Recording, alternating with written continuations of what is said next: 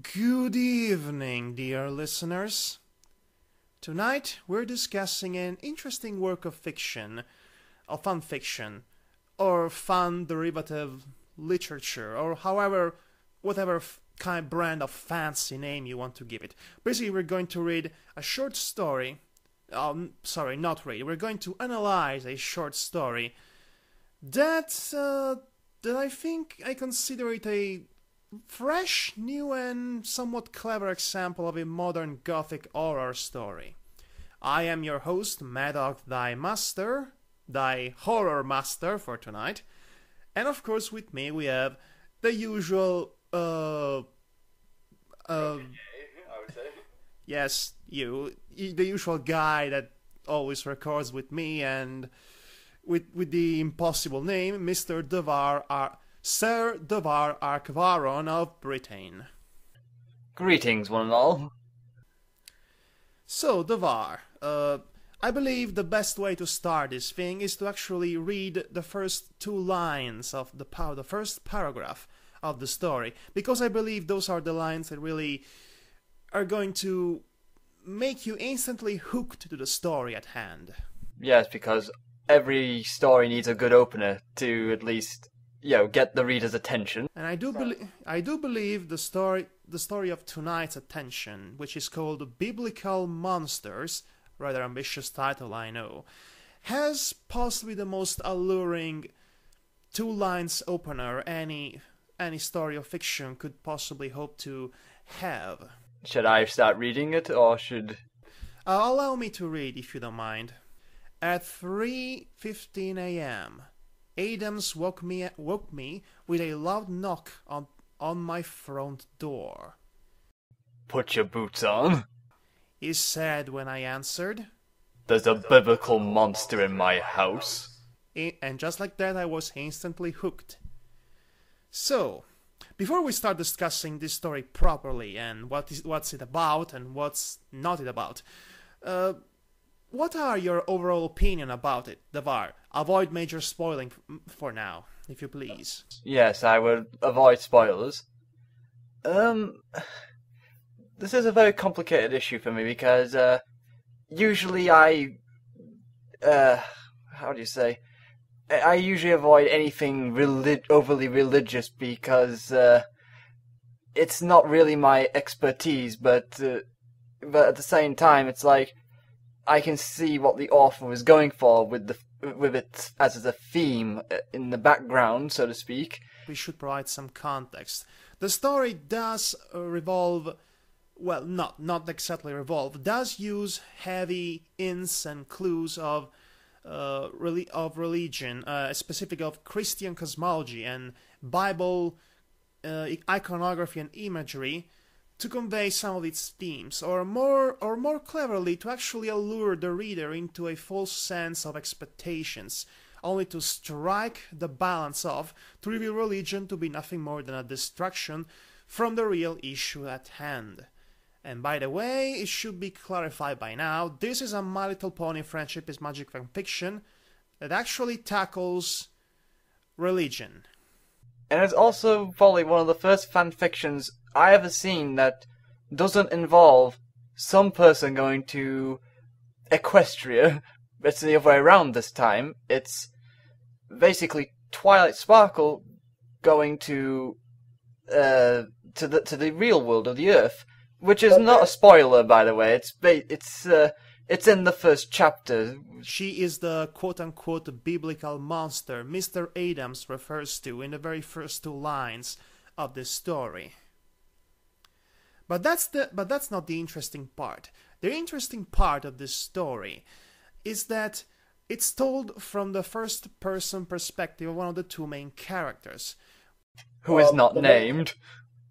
Interesting enough, which reminds me of classic Gothic horror tropes, and when it comes to having generic self-insertion characters for your horror story. At least that's something Edgar Allan Poe used to do for his Pete and the Pendulum story.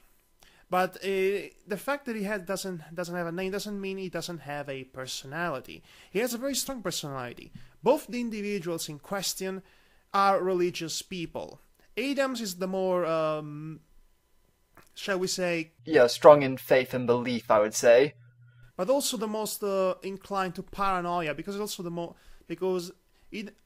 even though he likes to read and is also a bit ignorant also, the other guy, the main character, is the more culturally defined religious person of the two, and therefore is also the more rational. So it will be interesting. One of the many interesting aspects of the story is how these characters, specifically the main character, which we saw the story from his perspective, by the way, perceives the mysterious arrival of this alien creature he doesn't know anything about. And that's the first major hook of the story. So, Devar, your input? Let's just describe the first chapter for now. What happens in the first chapter? You go, please. Well, without going into too much detail and spoilers, basically, Adams and this... Oh, is it? Well, yeah, Adams and this other guy, John. We'll call him John. We call him John Doe because we are original like that. We'll call him John Doe. John Doe and Adams. Actually, I'll start with Adams. First of all, what is the setting of the story? That's important. That's very important. The setting of the story takes place, as the story describes, on a lookout point from a lighthouse, which sounds like it's a lonely place, really, called Cook's Point. So basically, it's an isolated place with only 2 people on said island for now. Also, we're in the middle of a storm, so it's even further isolated from the world.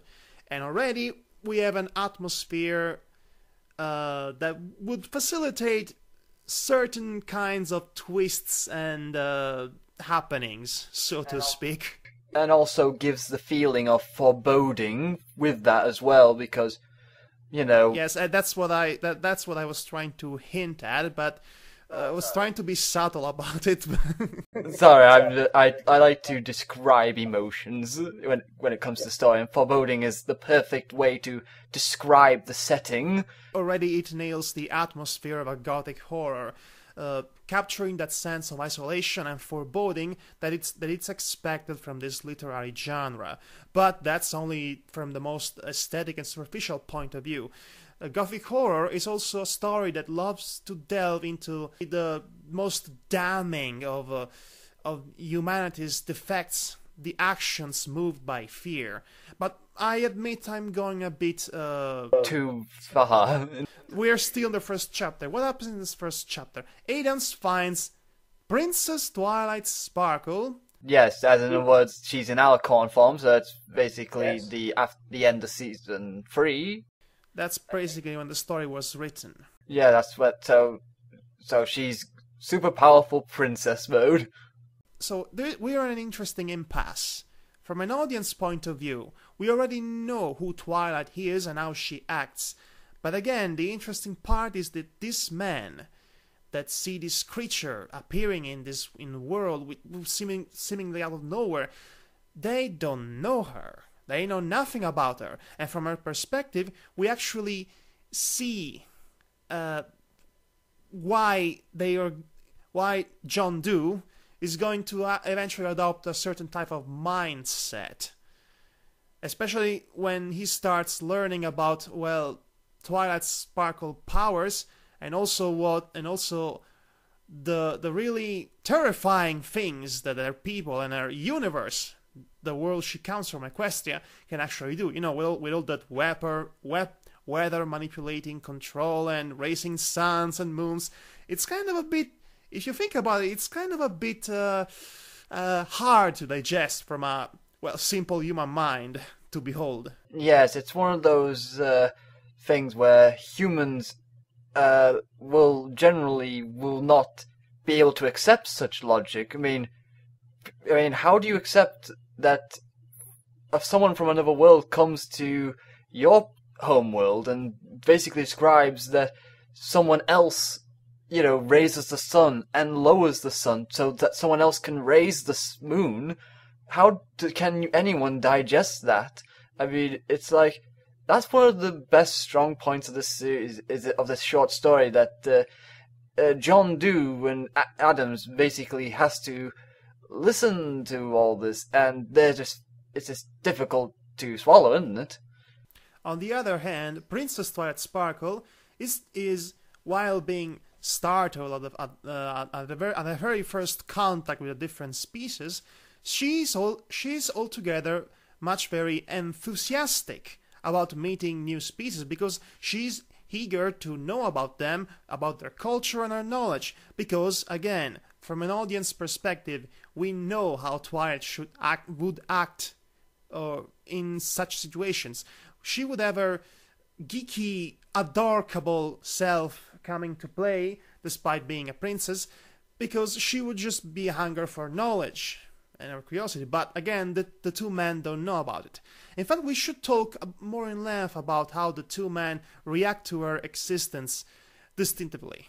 To be honest, I would describe it as basically as the realistic mindset versus the fantasy aspects of life, if you know what I mean. Twilight Sparkle comes from this magical world that, is, where it's okay to be a bit naive and be honest about everything that you have in your life, sort of thing. When you start mentioning dragons, then the more, shall we say, irrational and religious of the two might start to actually, shall we say, think you're kind of an harbinger of the apocalypse. And for a while, the rational-minded John Doe is going to try to dissuade his partner that she's not a biblical monster, she might not even in the Bible, and she also might be the very open possibility that she might be an angel in disguise, sent by God to test humanity. Although I'm pretty sure he said that only to try and make Adams at ease. And it's interesting, on the other hand, to see Adams think about being befuddled at the idea that God will create other realms of existence. Because again, religion is a fundamental part of this story, but it's ultimately not the focus. And we're getting to that. So at this point, I would like to tell you, to analyze what the two men actually represent. They are the symbolic representations of two types of fear at this point. And once the story becomes clear on that regard, it's even more obvious. But basically, they represent two types of fear that are deeply rooted within the human condition. Adams represents the irrational fear, the one that's not dictated by logic, that's left in a realm of possibilities and paranoia, but it doesn't have any realistic ground in logic and reality.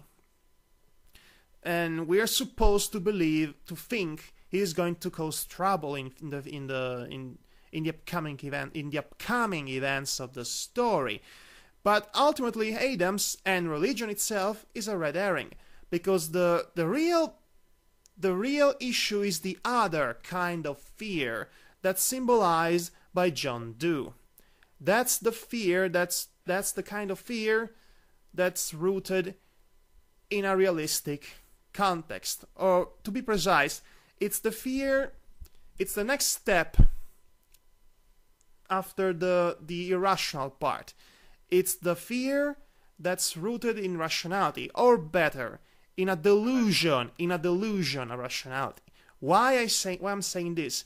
Because the events of the third act of the story are set in motion once John Doe actually makes a comparison between Twilight Sparkle and, interestingly enough, James Cook, who came into the America and basically enslaved all the local populations. And the second he actually made the comparison, he he grounded Twilight into a realm of, into a human realm, giving it a human identity, because of what humanity has done in the past. The moment he does that, he takes the irrational fears of Adams and contextualizes them into an illusion, a delusion of rationality, and that is the moment in which the irrational fear is given an excuse, a justification to be quote-unquote realistic or feasible. That's the moment where everything goes down towards a really not pleasant direction. So what I think this story tries to tell us in a very interesting and rather simple way, but still that conveys a lot of complexity, is that such things as religion and as religious beliefs and irrationality are always been the red herring of humanity. What really propels humanity to do the worst possible things is when said fear as an official excuse to act. And that's the brilliancy of this short story, which I basically analyzed all by myself. Sorry about that. It's alright. When you get on a roll, I would have joined in, but I didn't want to, derail you, because I feel that you had a point with this story. And to be honest, I noticed that too, in the fact that fear is a big driving point, and the fact that John Doe basically creates this illusion of identity for Twilight Sparkle to, if he's trying to make sense of something that could possibly happen, and is fearing for the future, so to speak, I would say. So he's basically putting the world as his own, limited perception. Yes, limited perception of how he thinks it would turn out if said situations come up. It's the human condition getting in the way to a possible positive outcome. But then again, here's the interesting part. Here's the interesting story. This story relies on the audience to know who Twilight Sparkle is, to actually create this conflict, this believable conflict. But I believe this story would have actually worked as an even more ambiguous tale if it wasn't an MLP fanfiction at all. If the creature, Alicorn creature, was actually an original character and this had nothing really to do with MLP, which would have created an even more pressing ambiguity, because you wouldn't have any idea if actually John Doe was in the right all along or in the wrong all along. And the open-ended finale would have actually, driven the point home of that reasoning. But then again, you would actually miss the point of the story altogether, because it's a study about fear and what fear can cause humanity to act, despite the seemingly, innocence of the recipient of that fear. But I think it would have worked well either way. Madhog, if I may, Sorry. I believe the author, why they use Twilight Sparkle this way is because I believe that the author the audience knows Twilight Sparkle, obviously, so they would know what she's like and that she wouldn't have anything against them. But we're dealing with, from a perspective of two characters who have no idea what she is, what her origins is, or what her motives is. So exactly. So it's basically the author using something that we know and recognize instantly, and we can put our trust in, into the hands of two beings who are driven by the hand of fear. Yeah, the fear of the unknown. Yeah. Yeah, so I believe, it also creates a stronger connection to the audience if there's something familiar there, if you know what I mean. Devar, I noticed we're basically saying the same things. We are completely agreeing over everything. I noticed. Yes, though. uh, so yeah, I know, but it's very hard to do that when because I can actually see what the story is trying to do, and And I believe, in my opinion, it completely succeeds in whatever it wants to accomplish. But there is so basic. But it's also interesting to notice how the author uses some very spot-on religious iconography to actually drive the point of fear home. Because at first, interesting enough, the story seems to compare Princess Celestia with the white horse that was, I believe, ridden by the Horseman War of the Four Horsemen of the Apocalypse, as described in the Bible. But again, even though there were several religious-related red flags going off into the mind of John Doe, is ultimately the comparison with James Cook, of which Twilight read in a book, that made him really go nuts. It's when she starts talking about saying things like, you know what, I know this, what would be really cool if I brought all my ponies from my world and start controlling the weather and rising the sun and the moon so you can actually improve your life just like James Cook did to the natives of America, because she did not know what James Cook really did. In her eyes, James Cook was the one who actually came and ended a conflict between tribes. So that's what really made all those successive events unfold. Twilight's naivete and John Doe's, well, fear at this point. And that's... Yeah, I wouldn't be surprised if the author was trying to go for a sort of similarity, so to speak, of, with John Cook and... Is it John Cook? Yeah, James Cook. Sorry, I got John mixed up with James. We got James Cook, being similar to that of, a subtle, offer from the devil, so to speak, or a demon, because of that. It wouldn't surprise me if that was the similarities. He was, if they were going for that. But again, I wouldn't know because I'm just, guessing. Also, I would like to point out that the moment in which Twilight Sparkle starts to ramble about the great things that the Equestria culture can do to humanity, to even stop the wars and all that, which is, again, perceived from the first-person perspective of John Doe, is also the most terrifying moment of the story, I would like to say, because, again, we're hearing this alien Princess Alicorn creature saying that she's going to bring ponies to create tornadoes, to rise the sun and the moon, from the perspective of the simple mind of a human who simply didn't know anything better. And even though we know how Twilight's mind works, seeing this from the perspective of this man, and feeling this as scary for him as it was for us, is a sign of really well-written literature. Yeah, because humans generally fear something that is more powerful, more intelligent than them.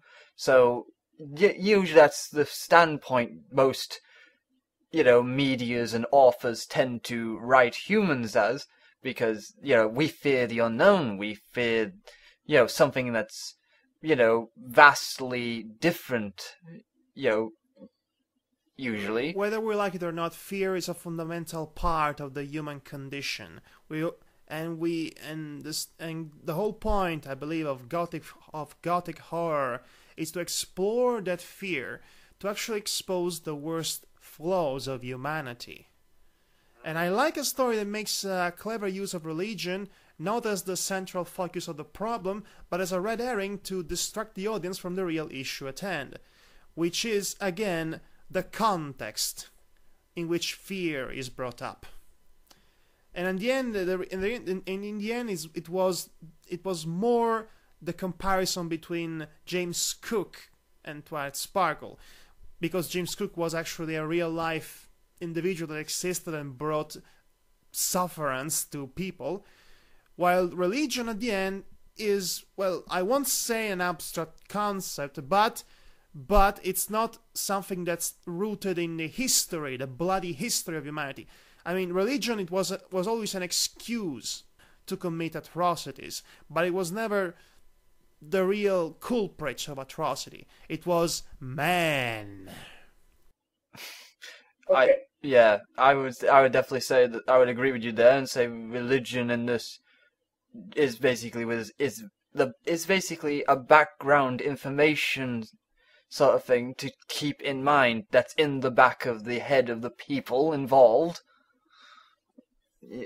I would say, while we won't say how the story ends clearly. You have to read it for yourself, but it has an open-ended finale that really fits with the whole Gothic horror narrative.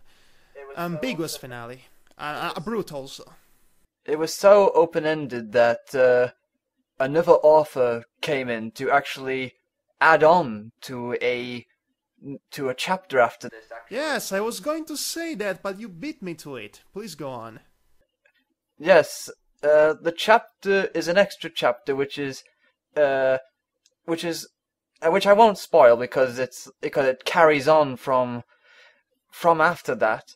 It's a completely different style. It's not even in the first person perspective anymore, and it's really accommodating and pandering. It basically exists only because, well, those who read the story were furious about the ending, either because they didn't like the open-endedness of it, or because of what happens actually in it. Yeah. And that's why I'm saying that maybe if it was not Twilight Sparkle but an original character, there might not have been such a backlash to the story itself. But then again, that's just, fans being fans. The real problem with the final chapter is that it creates other than it's completely accommodating and pandering and unnecessary, it creates a huge time paradox. Because the story we are given, there is not a clearly defined, let's say, timeline for the story, but it's clearly set in today's age because there are laptops and there's talk of Harry Potter at some point. But at the end of this extra chapter that was written by someone else entirely, I remind you, it is said that the story takes place in the early 70s, which makes no sense whatsoever. Yeah, I was gonna say that that is like it's like the whole island was taken back to the past from the future. Yeah, it's dumb. Yes, it was just done just to act as a closure. A closure that, quite frankly, was not needed. The whole point of this story was to end on an open-ended finale, so you could draw your own conclusions of what was going to happen next. And really, if you think about it, I want to conclude this on a very positive note. If you think about it, yeah, we have a foreboding atmosphere of isolation. We have a study of fear, mm-hmm. and we have a twist. We have a twist open ending. Yeah. This story would make for a particularly wicked episode of The Twilight Zone. By the way, see what I did there? Twilight Zone. Yeah, sarcastic clapping and whatnot. Okay, so this is basically, for my part, this is all I wanted to say about this story. It's a really interesting story, but beware, it doesn't have a pleasant finale. Go read it. It's a really short story you can read in an afternoon or even less. Devar, your final thoughts about it? My final thoughts, huh?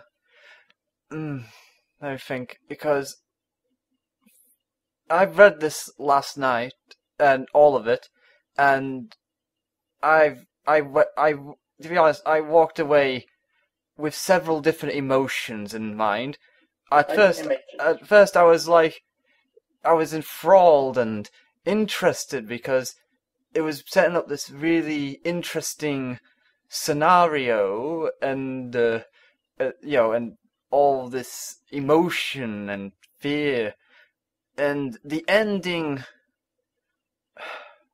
I'm not gonna lie, I was angry at one point. I think it's normal. But that's because, I'm clouded by the judgment of that, because I know Twilight Sparkle, and because I've seen this done thousands of times in other media where religion, fear, etc. is used as a driving point to do the most stupid and paranoid things ever. It's not actually religion. Yeah, I know. I'm just establishing that people in media use many different forms of things. Like, they use the past history, they use religion, etc. If you know what I mean. That's what I'm trying to get at. But now that I've, after thinking about it, I'm torn between thinking that this is this is like the only way you could have ended this, really, because unfortunately it is. Well, there is the alternative in which John Doe and Twilight Sparkle get in a relationship, but no, all my nope. The only way I could have thought it would have ended differently, which would have been probably not as good, to be honest. It would have been that Twilight would have learned that she can't make friends with everybody, and and that's some people are just. It doesn't really fit. It doesn't really fit with the mood and atmosphere. Either that, or maybe the actual events of the ending might have been, reversed. Yeah. So, to be honest, my final thoughts, I have none, because I don't think I'm in the right mindset to actually give a final thought properly. But I do think people should keep an open mind and, read it, then walk away and think about it, before, they pass immediate judgment, if you know what I mean. That's all I think I'll say on it, because I don't think I have really any good thoughts to say, or bad thoughts, just what I have in my mind right now. Well, from my part, I do enjoy a well-written horror story with a good atmosphere and something intelligent to say about things. And this short story really qualifies all of these aspects. So, again, if you enjoy horror and you're not afraid of, of being provoked with thought-thinking processing, then I recommend this story. Just keep an open mind for the open-ending ending. And with that all said, I believe we can actually safely conclude this Dramatis Sermo. Yes, that's how I'm going to name it. And, well, bid you a good night. Wear a safe and not at all nightmare-filled good night. This has been Madhog, thy horror master, or thy master of horror, or whatever you want to name it. Not insultingly, please. And I am your co-host, Devar. Sir Devar. I was gonna say, I'll say, lost in thought, Sailor Devar.